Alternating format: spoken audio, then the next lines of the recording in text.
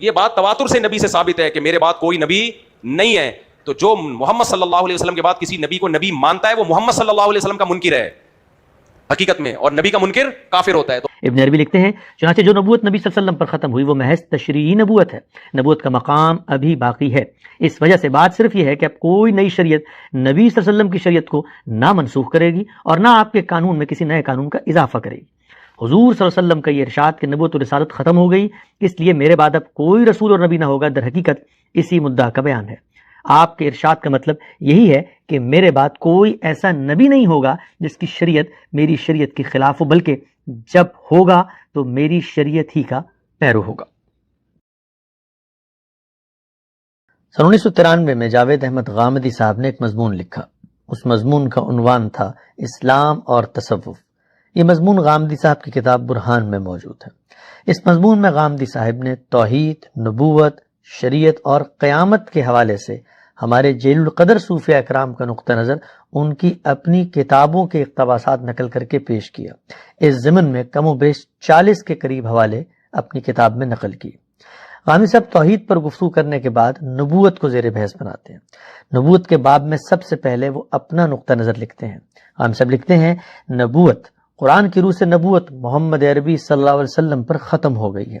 اس کے معنی یہ ہے کہ اب نہ کسی کے لیے وحی و الہام اور مشاہدہ غیب کا کوئی امکان ہے اور نہ اس بنا پر کوئی عصمت و حفاظت اب کسی کو حاصل ہو سکتی ہے. ختم نبوت کے یہ معنی خود نبی صلی اللہ علیہ وسلم نے بصراحت بیان فرمائے ہیں. آپ کا ارشاد ہے لم یبق من النبوۃ الا المبشرات قالوا وما المبشرات قال الرؤیا الصالحہ. نبوت میں سے صرف مبشرات باقی رہ گئے ہیں. لوگوں نے پوچھا یہ مبشرات کیا ہیں؟ نبی صلی اللہ علیہ وسلم نے فرمایا اچھا خواب.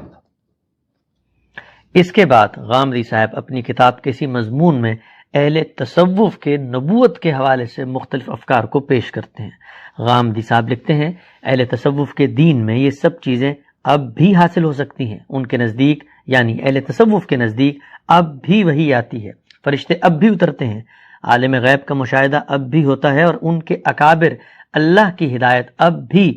وہیں سے پاتے ہیں جہاں سے جبریل امین اسے پاتے اور جہاں سے کبھی اللہ کے نبیوں نے پائی تھی.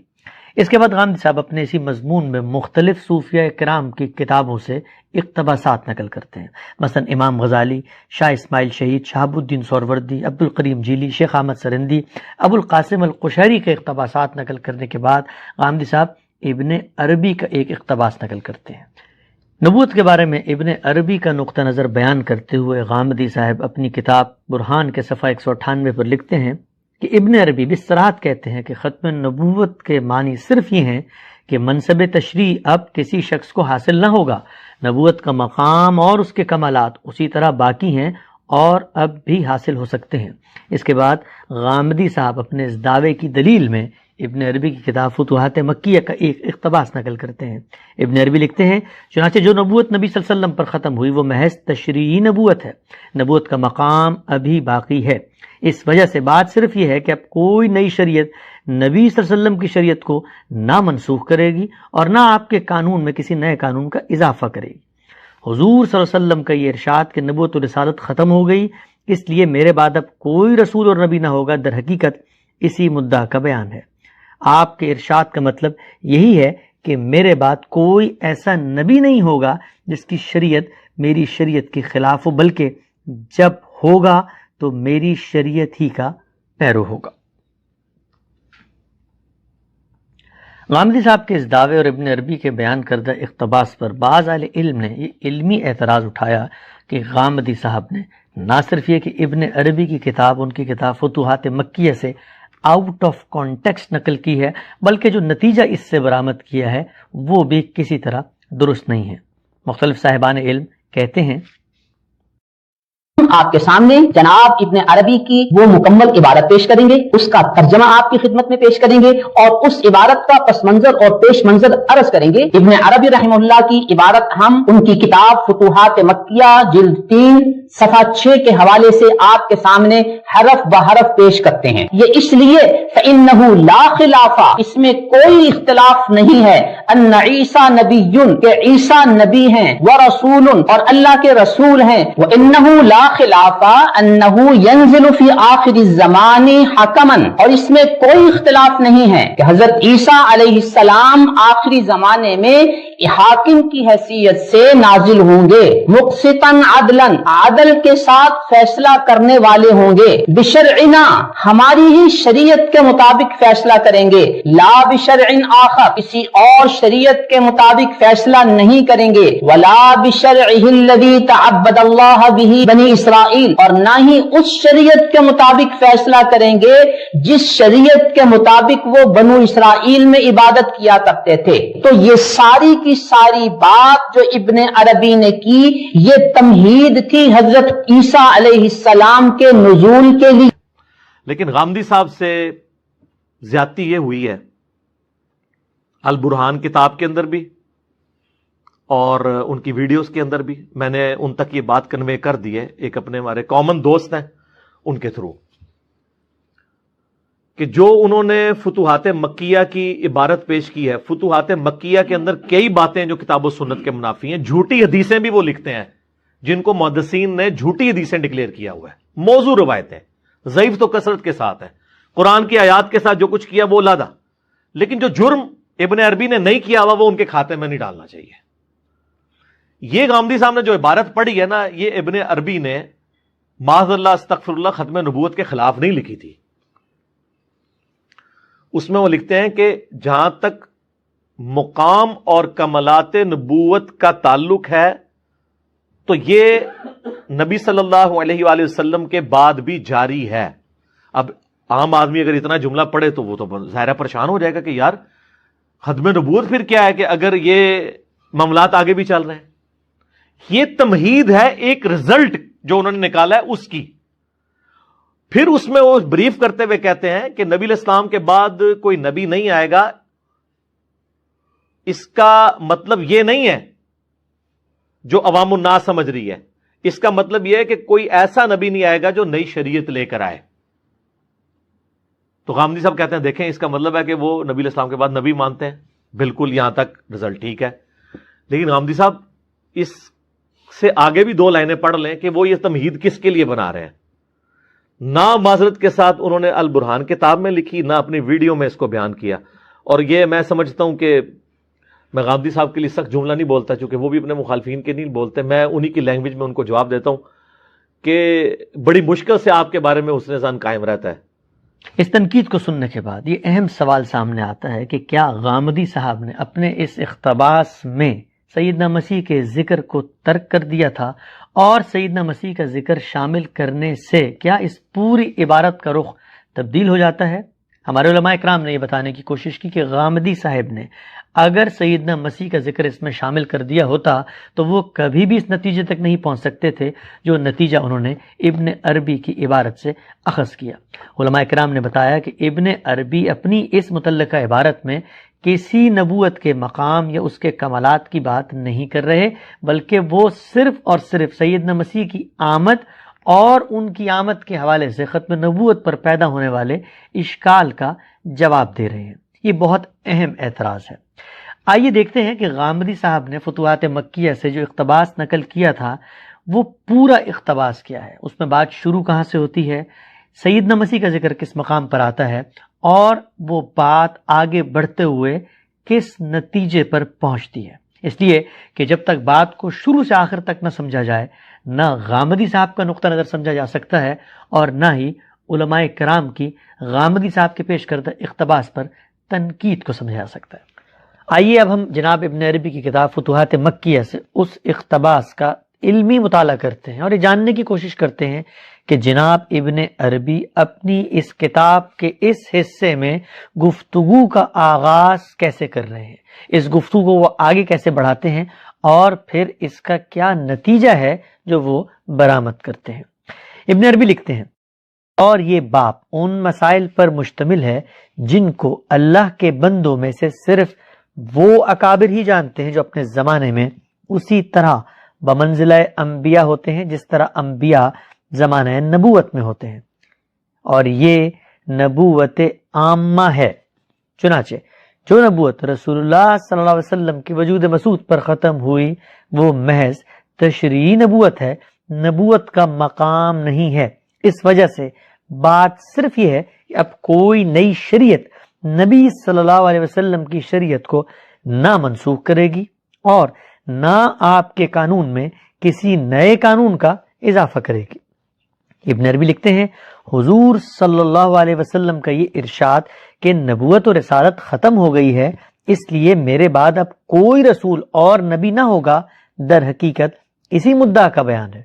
آپ کے اس ارشاد کا مطلب یہ ہے کہ میرے بعد ایسا کوئی نبی نہیں ہوگا جس کی شریعت میری شریعت کے خلاف ہو، بلکہ وہ جب ہوگا تو میری شریعت ہی کا پیرو ہوگا۔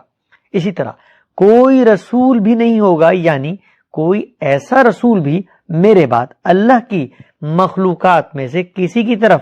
کوئی ایسی شریعت لے کر نہیں آئے گا کہ وہ اس شریعت کی طرف انہیں دعوت دے۔ لہذا یہی وہ نبوت ہے جو ختم ہوئی اور جس کا دروازہ بند کر دیا گیا ہے۔ نبوت کا مقام ختم نہیں ہوا۔ ابن عربی لکھتے ہیں نبوت کا مقام ختم نہیں ہوا اور نہ اس کا دروازہ بند کیا گیا ہے۔ یہ وہ ابتدائی پیراگراف ہے کہ جس میں ابن عربی اس موضوع پر اپنی گفتگو کا آغاز کرتے ہیں۔ اس پیراگراف میں ابن عربی بات کیا کر رہے ہیں؟ اگر غور کریں تو یہاں پر ابن عربی بصراحت الفاظ میں 3 باتیں بیان کر رہے ہیں۔ پہلی بات یہ ہے کہ نبوت 2 قسم کی ہوتی ہے۔ ایک تشریعی نبوت ہے جو کہ اللہ کا اختصاص ہے، یعنی اللہ تعالیٰ ہی ہیں جو کسی شخص کو شریعت دے کر نبی بنانے کا انتخاب کرتے ہیں۔ اور دوسری نبوت کی قسم جو ہے وہ نبوت عامہ ہے، جس کا آغاز فیضان وجود سے ہوتا ہے، جو کہ اضطراری عمل ہے۔ یہ اضطراری عمل آگے بڑھتا ہے، اپنے مراحل طے کرتا ہے اور پھر بالآخر اس مقام تک پہنچ جاتا ہے، اور اس کے بعد انسان اپنے اکتساب اور جدوجہد سے ایکوائٹ طریقے پر نبوت کے مقام کو حاصل کرتا ہے۔ ابن عربی پہلی بات یہاں یہ بیان کر رہے ہیں کہ نبوت کی 2 قسمیں ہوتی ہیں، ایک نبوت عامہ اور ایک نبوت تشریعی۔ یہ نبوت تشریعی ہے جو اللہ کے انتخاب سے کسی شخص کو عطا ہوتی ہے، لیکن جہاں تک نبوت عامہ کا تعلق ہے تو یہ اکتسابی ہے، ایکوائرڈ ہے، یعنی اس کو حاصل کیا جا سکتا ہے، پہلی بات۔ دوسری بات جو ابن عربی اس پیراگراف میں بیان کر رہے ہیں وہ یہ ہے کہ نبوت تشریعی ہے کہ جس کا خاتمہ ہوا ہے، نبوت عامہ ختم نہیں ہوئی، نبوت عامہ جاری ہے۔ اور تیسری بات ابن عربی یہ بیان کرتے ہیں کہ نبوت عامہ کن کو ملتی ہے؟ وہ اکابر ہی کو ملتی ہے، اور اس کو جاننے کا علم بھی اکابر ہی کے پاس ہے۔ آئیے آگے بڑھتے ہیں اور دیکھتے ہیں کہ ابن عربی اپنے اس بنیادی مقدمے کو لے کر کیسے چلتے ہیں۔ جناب ابن عربی آگے لکھتے ہیں یہی سبب ہے کہ اس میں کبھی کوئی اختلاف نہیں ہوا کہ عیسیٰ علیہ السلام نبی اور رسول ہیں، اور نہ اس میں کبھی کوئی اختلاف ہوا کہ وہ آخری زمانے میں ہماری شریعت کے مطابق عدل و انصاف کے ساتھ فیصلہ کرنے والے حاکم بن کر نازل ہوں گے۔ وہ کسی دوسری شریعت کے مطابق فیصلے نہیں کریں گے، اسی طرح اس شریعت کے مطابق بھی فیصلے نہیں کریں گے جس کا اللہ تعالیٰ نے بنی اسرائیل کو پابند کیا تھا، اس حیثیت سے کہ وہ اس کو لے کر نازل ہوں، بلکہ جو چیز اس میں ظاہر ہوگی وہ بھی وہی ہوگی جسے محمد صلی اللہ علیہ وسلم کی شریعت نے باقی رکھا ہوگا۔ لیکن عیسیٰ علیہ السلام کی نبوت اس کے باوجود ان کے لیے ثابت اور متحقق ہے۔ سو یہ وہ نبی اور رسول ہیں جو محمد صلی اللہ علیہ وسلم کے بعد ظاہر ہوں گے، اور آپ کی یہ بات بھی بالکل سچی ہے کہ آپ کے بعد کوئی نبی نہیں ہوگا۔ یہاں دیکھیے ابن عربی نے جہاں سے بات کا آغاز کیا تھا کہ نبوت 2 طرح کی ہوتی ہے، ایک تشریعی اور ایک نبوت عامہ، اور پھر یہ بتایا تھا کہ نبوت اکتسابی بھی ہوتی ہے، یعنی ایکوائرڈ، اپنی جدوجہد سے حاصل بھی کی جا سکتی ہے، اور وہ نبوت عامہ ہے۔ لیکن ایک دوسری نبوت ہے جو کہ اختصاصی اللہ تعالیٰ نے ہی منتخب کرنا ہے کسی شخص کو شریعت دے کر۔ اور تیسری بات یہ کہ نبوت عامہ اکابر کے لیے خاص ہے۔ ابن عربی اس کے بعد سیدنا مسیح کا ذکر کرتے ہیں۔ یہ وہ مقام ہے جو علماء نے غامدی صاحب پر تنقید کرتے ہوئے پیش کیا تھا، اور یہ بتایا تھا کہ دیکھیے ابن عربی دراصل نبی عیسیٰ علیہ السلام کے نزول کے حوالے سے ایک اشکال کا جواب دینے کے لیے یہ ساری گفتگو کر رہے ہیں، لیکن صورتحال اس سے بالکل مختلف ہے۔ اس جگہ پر ابن عربی سیدنا مسیح کا ذکر کیوں کر رہے ہیں؟ اگر غور کریں تو یہ بات بالکل واضح ہو جاتی ہے کہ ابن عربی اس سوال کا جواب دے رہے ہیں کہ نبوت کی اگر یہ دو قسمیں موجود ہیں اور جو نبوت عامہ ہے وہ جاری ہے، تو پھر سیدنا مسیح علیہ السلام جو دنیا میں تشریف لائیں گے تو وہ کس حیثیت میں لائیں گے؟ ابن عربی اپنے اسی تصور نبوت عامہ کی مثال کے طور پر جناب عیسیٰ علیہ السلام کا تذکرہ کرتے ہیں اور یہ بتاتے ہیں کہ سیدنا مسیح نے بھی در حقیقت اسی تصور نبوت کے تحت دوبارہ آنا ہے، یعنی وہ کوئی تشریعی نبی یا رسول تو نہیں ہے، لیکن انہوں نے آنا ہے اور ختم نبوت ہو چکا ہے، تو وہ کیسے تشریف لائیں گے؟ وہ در حقیقت نبوت عامہ کے اسی اصول کے تحت تشریف لائیں گے جو اب قیامت تک جاری ہے۔ جناب ابن عربی نے اس مقام پر سیدنا مسیح کی مثال اپنے تصور نبوت عامہ کی ایک مثال کے طور پہ پیش کی ہے اور اس اشکال کو حل کیا ہے کہ ختم نبوت کے بعد سیدنا مسیح کی آمد اگر ہوگی تو کیسے ہوگی۔ ابن عربی نے بتایا کہ ان کی آمد بھی اسی اصول کے تحت ہوگی جس اصول کو ہم نے ابتدا میں بیان کیا، اور ہم نے یہ بتایا کہ جو نبوت اکتسابی ہے اس میں شریعت نہیں ہوتی۔ چنانچہ دیکھیے کہ سیدنا مسیح بھی تشریف لائیں گے اور ان کے پاس بھی شریعت نہیں ہوگی۔ آگے دیکھیے کہ ابن عربی اپنی بات کو کیسے آگے بڑھاتے ہیں۔ جناب ابن عربی لکھتے ہیں، سو ہم نے پوری قطعیت کے ساتھ جان لیا کہ آپ کی مراد یعنی رسول اللہ صلی اللہ علیہ وسلم کی مراد اس قول سے کہ آپ کے بعد کوئی نبی نہیں ہوگا خاص کر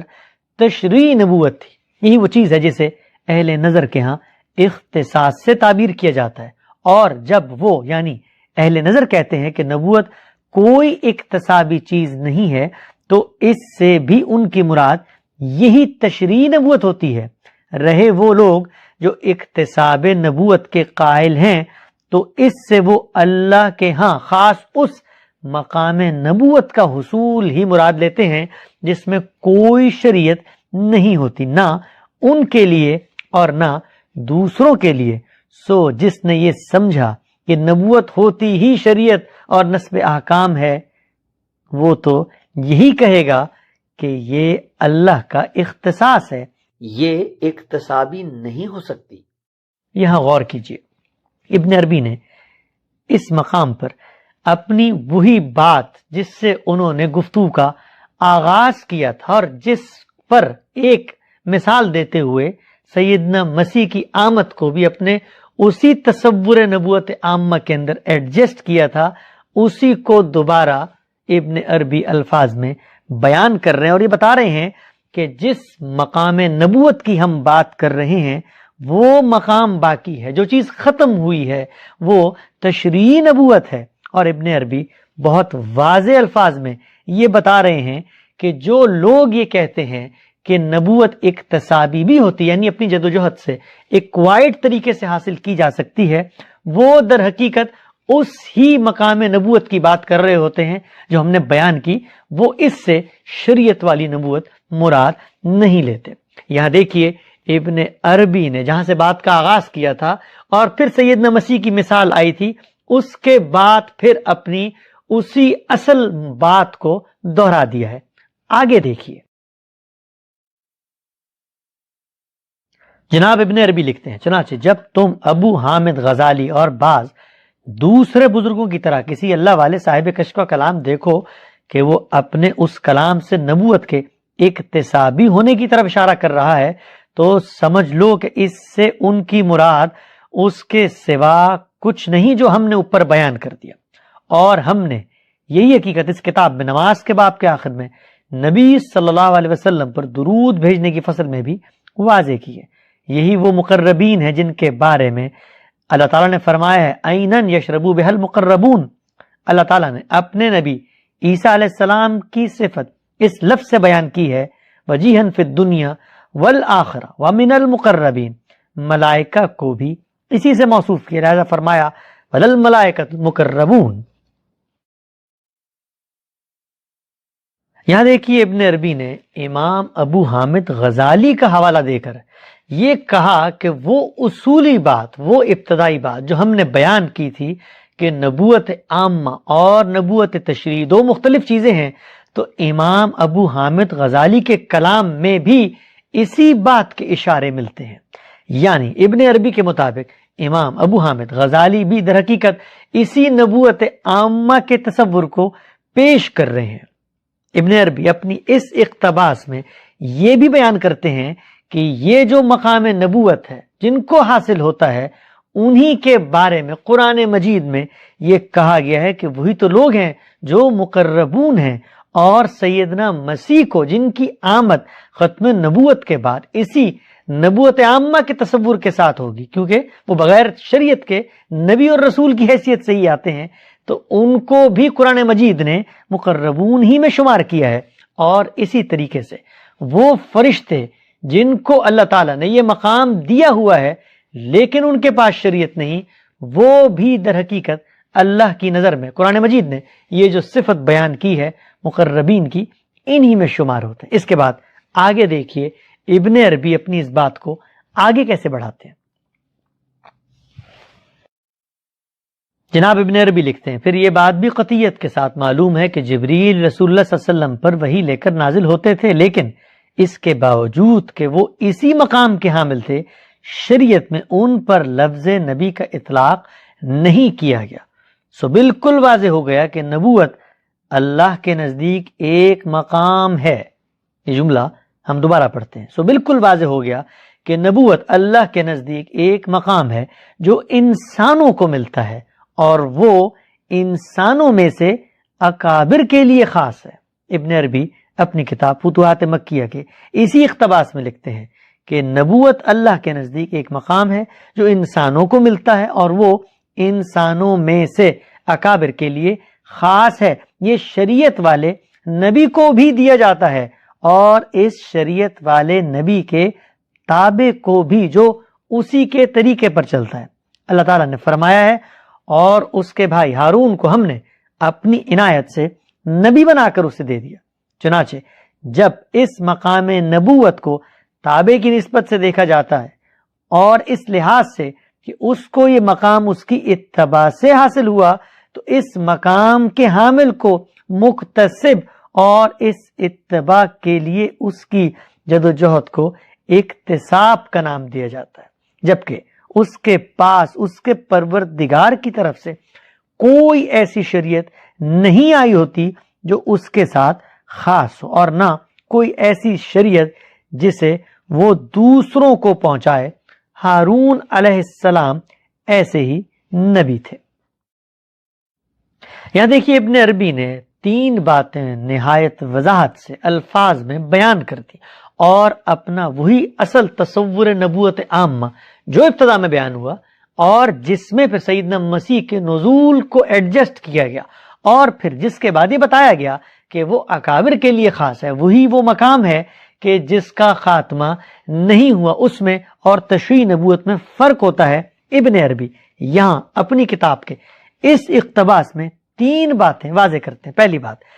پہلی بات یہ کہ دیکھیے جبریل علیہ السلام بھی اللہ کے مقرب بندوں میں شمار ہوتا ہے، اور ان کو بھی وہی ملتی تھی لیکن وہ شریعت نہیں رکھتے تھے، چنانچہ یہی وہ مقام ہے نبوت عامہ کا جو ان کو بھی حاصل ہوا تھا۔ اسی طریقے سے آگے لکھتے ہیں کہ ہارون علیہ السلام بھی ایک نبی کے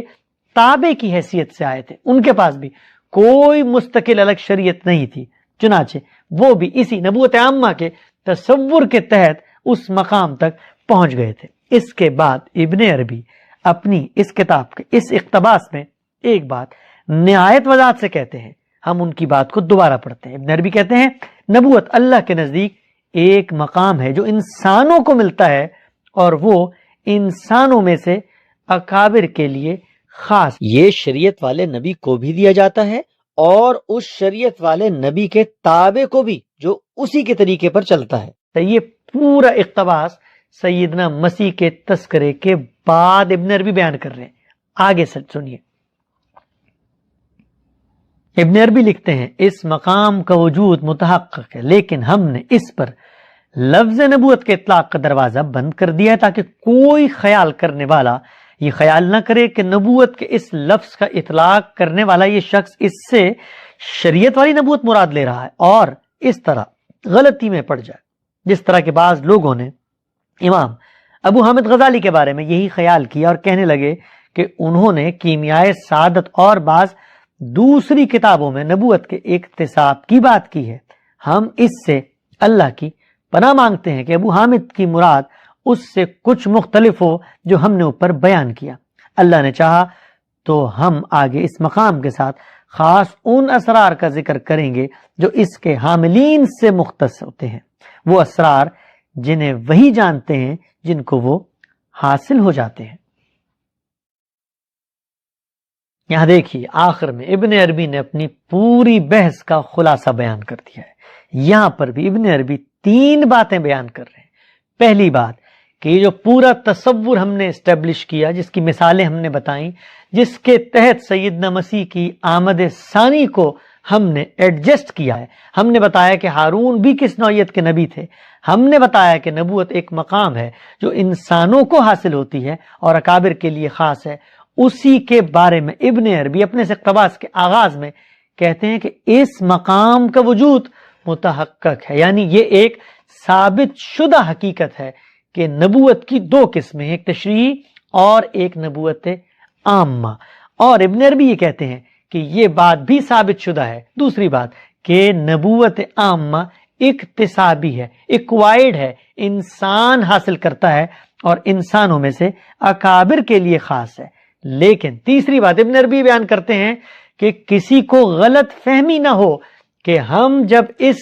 نبوت عامہ کا اطلاق کسی شخص پہ کریں یا اس کو اپنا لیں تو لوگ یہ خلط مبحث کا شکار نہ ہوں کہ ہم اس سے شریعت والی نبوت مراد لے رہے ہیں۔ چنانچہ اس وجہ سے ہم نبوت کا لفظ اپنے لیے اختیار نہیں کرتے، لیکن یہ مقام بھی موجود ہے اور اس مقام کا نتیجہ بھی موجود ہے۔ یہ ایک ثابت شدہ حقیقت ہے جو انسانوں میں سے اکابر کو حاصل ہوتی ہے اور اپنے اکتساب سے حاصل ہوتی ہے۔ اس سب کے بعد آئیے ایک دفعہ پھر جاوید احمد غامدی صاحب کی کتاب برہان میں اسلام اور تصوف کے زیر عنوان ابن عربی کا نبوت کے حوالے سے جو نقطہ نظر غامدی صاحب نے لکھا تھا اس کو پڑھتے ہیں۔ غامدی صاحب نے لکھا تھا کہ ابن عربی بصراحت کہتے ہیں کہ ختم نبوت کے معنی صرف یہ ہیں کہ منصب تشریع اب کسی شخص کو حاصل نہ ہوگا، نبوت کا مقام اور اس کے کمالات اسی طرح باقی ہیں اور یہ اب بھی حاصل ہو سکتے ہیں۔ ابن عربی کی کتاب فتوحات مکیہ کی جلد 3 صفحہ 6 کے تفصیلی مطالعے کے بعد یہ بات 2 اور 2 4 کی طرح واضح ہو جاتی ہے کہ غامدی صاحب نے ابن عربی کی نبوت کے حوالے سے جو رائے نقل کی وہ وہی رائے ہے جسے ابن عربی نے اپنی کتاب میں پوری خوبی، تفصیل اور صراحت کے ساتھ بیان کیا۔ اور اس سوال کا جواب ان ناقدین کے ذمہ ہے کہ وہ بتائیں کہ ابن عربی کی ان عبارتوں میں مقام نبوت، کمالات نبوت، نبوت کے اکتسابی ہونے، امام غزالی کے اسی تصور نبوت عامہ، مسیح، جبرائیل اور ہارون علیہ السلام کی نبوت کی نوعیت کی اس پوری بحث کا کیا مطلب ہے، اور ابن عربی کی عبارتوں کے دفاع سے فارغ ہو کر سب سے اہم سوال کہ یہ پورا تصور نبوت عامہ اللہ کی کتاب قرآن مجید میں کس مقام پر بیان ہوا ہے۔ پچھلی ویڈیو میں ہم نے بہت تفصیل سے یہ جانا تھا کہ معروف صوفی بزرگ جناب ابن عربی کے نزدیک تصور نبوت عامہ سے کیا مراد ہے اور غامدی صاحب ان سے کیوں متفق نہیں ہیں۔ ابن عربی کی کتاب فتوحات مکیہ جلد 3 صفحہ 6 کے تفصیلی اقتباس کے مطالعے کے بعد ہم یہ جان چکے تھے کہ ابن عربی کے نزدیک نبوت کی 2 قسمیں ہیں۔ ایک نبوت تشریعی، یعنی ایسی نبوت جس میں اللہ کسی کا انتخاب کر کے اسے شریعت عطا کرتے ہیں، یہی وہ نبوت ہے کہ جس کا خاتمہ ہوا ہے۔ ابن عربی نے نبوت کی دوسری قسم یہ بیان کی تھی کہ جسے نبوت عامہ کہا جاتا ہے، جو انسانوں کو حاصل ہوتی ہے اور انسانوں میں سے وہ اکابر کے لیے خاص ہے۔ یہ انسانوں کو اپنی جدوجہد اور اکتساب سے ملتی ہے۔ ابن عربی نے اپنی اس بات کو ان الفاظ میں بیان کیا تھا: نبوت اللہ کے نزدیک ایک مقام ہے جو انسانوں کو ملتا ہے اور وہ انسانوں میں سے اکابر کے لیے خاص ہے. یہ شریعت والے نبی کو بھی دیا جاتا ہے اور شریعت والے نبی کے تابع کو بھی جو اسی کے طریقے پر چلتا ہے. ابن عربی کی بات کا خلاصہ ہم نے 3 نکات میں سمجھا تھا. پہلا یہ کہ نبوت عامہ کا یہ تصور متحقق ہے، ثابت شدہ ہے. دوسرا، نبوت عامہ کا یہ منصب اکابر کو حاصل ہوتا ہے اور اکابر کو اپنی جد و جہد اور اکتساب سے یہ ملتا ہے. اور تیسری بات کہ نبوت کا یہ تصور متحقق بھی ہے، ثابت بھی ہے، اکابر کو ملتا بھی ہے، جاری بھی ہے. لیکن نبوت عامہ کا حامل کوئی شخص اپنے لیے نبی کے لفظ کا انتخاب اس لیے نہیں کرتا کہ کہیں اس سے یہ غلط فہمی نہ ہو کہ وہ شخص اس سے تشریح نبوت والا نبی مراد لے رہا ہے. آج کی اس ویڈیو میں ہم یہ جانیں گے کہ جناب ابن عربی کے نزدیک تصور نبوت عامہ کے حاملین افراد کے علم کی نوعیت کیا ہوتی ہے. ابن عربی جناب شیخ عبد القادر جیلانی کا اقتباس نقل کر کے اس کی توضیح و تشریح میں اپنے اس پورے نقطہ نظر کو مزید واضح کرتے ہیں اور یہ بتاتے ہیں کہ نبوت عامہ کے حاملین افراد کے علم کی نوعیت اور وسعت اور تشریح نبوت کے انبیاء کے ساتھ ان کے موازنے کی کیا صورت ہے. آئیے اس بحث کو ابن عربی کی کتاب فتوحات مکیہ جلد 3 صفحہ 136 میں تفصیلی مطالعے کے ذریعے سمجھنے کی کوشش کرتے ہیں. ابن عربی لکھتے ہیں: رہی نبوت عامہ تو اس کے اجزاء لامحدود بھی ہیں اور بے شمار بھی، اس لیے کہ یہ غیر موقت ہوتی ہے اور دنیا و آخرت میں ہمیشہ جاری رہتی ہے. یہ وہ مسئلہ ہے جسے ہمارے اہل طریق نے نظر انداز کیا ہے، تاہم مجھے نہیں معلوم کہ انہوں نے یہ قصدن کیا ہے یا اللہ نے ان کو اسے بیان کرنے کی توفیق ہی نہیں دی، یا یہ صورت ہوئی کہ انہوں نے اس کا ذکر تو کیا تھا مگر ان کا یہ تذکرہ ہم تک پہنچ نہیں پایا. بہرحال اصل بات اللہ ہی جانتے ہیں. یہاں دیکھیے ابن عربی ایک بات بہت وضاحت سے بیان کر رہے ہیں، وہ یہ کہ نبوت عامہ کے اجزاء لامحدود ہیں اور بے شمار ہیں اور یہ غیر موقت یعنی کسی وقت کے ساتھ قید نہیں ہوتی اور ہمیشہ جاری رہتی ہے. اور ان کے نزدیک یہ اتنی واضح حقیقت ہے کہ جسے سب علماء کو بیان کرنا چاہیے تھا. ابن عربی اس بات کی توجیہ کر رہے ہیں کہ اگر کسی نے بیان نہیں کیا تو ممکن ہے کہ ان کو توفیق نہ ہوئی ہو یا ان کی بیان کردہ بات ہم تک نہ پہنچی ہو. آگے ابن عربی لکھتے ہیں: مجھ سے ابو البدر التماشقی البغدادی نے شیخ بشیر کی روایت بیان کی جو باب الازج میں ہمارے بزرگوں میں سے ہیں. انہوں نے امام الاثر شیخ عبد القادر جیلانی سے روایت کیا کہ وہ فرماتے تھے: اے گروہ انبیاء، تمہیں نبی کا لقب دیا گیا اور ہمیں وہ کچھ دیا گیا جو تمہیں نہیں دیا گیا. ابن عربی لکھتے ہیں: اب جہاں تک شیخ کی اس بات کا تعلق ہے کہ تمہیں نبی کا لقب دیا گیا تو اس کا مطلب یہ ہے کہ ہمارے لیے لفظ نبی کا اطلاق ممنوع ٹھہرایا گیا ہے اور یہ اس کے باوجود ممنوع ہے کہ ہمارے اکابر رجال میں نبوت عامہ جاری ہے. یہاں دیکھیے اس اقتباس میں ابن عربی شیخ ابو البدر التماشقی البغدادی کی روایت سے جناب شیخ عبد القادر جیلانی کی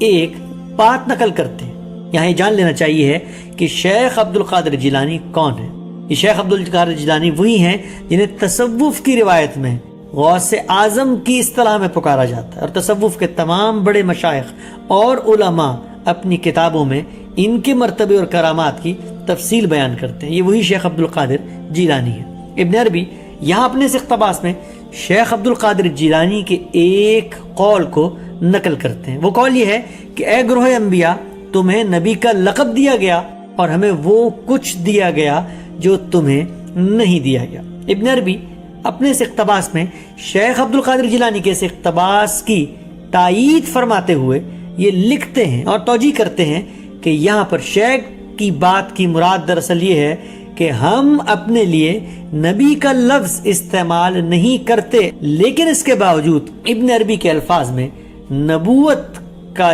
یہ معاملہ ہمارے ہاں بھی ہوتا ہے اور ہمارے اکابر رجال میں نبوت عامہ جاری. آگے دیکھیے اس کے بعد ابن عربی اپنے اسی اقتباس میں عبد القادر جیلانی کی اس بات کہ اے گروہ انبیاء ہمیں وہ کچھ دیا گیا ہے جو تمہیں نہیں دیا گیا کی مزید تفسیر اور توجیہ بیان کرتے ہیں۔ ابن عربی لکھتے ہیں باقی رہا شیخ کی بات کا یہ حصہ کہ ہمیں وہ کچھ دیا گیا ہے جو تمہیں نہیں دیا گیا، تو یہ ٹھیک وہی مدعا ہے جو خضر علیہ السلام کی اس بات کا تھا جو انہوں نے موسیٰ علیہ السلام سے کہی تھی کہ اے موسیٰ میرے پاس وہ علم ہے جو اللہ نے مجھے سکھایا ہے، تم اس کو نہیں جانتے۔ اور ابن عربی لکھتے ہیں یہ خضر وہ ہستی ہیں کہ جن کی عدالت اور جن کے تقدم علمی کی گواہی اللہ نے خود دی اور اپنے کلیم برگزیدہ و مقرب موسیٰ علیہ السلام کو اس مشقت میں ڈالا کہ وہ انہیں یعنی خضر کو تلاش کریں، جبکہ معلوم ہے کہ تمام علماء یہی رائے رکھتے ہیں کہ موسیٰ خضر سے افضل ہیں۔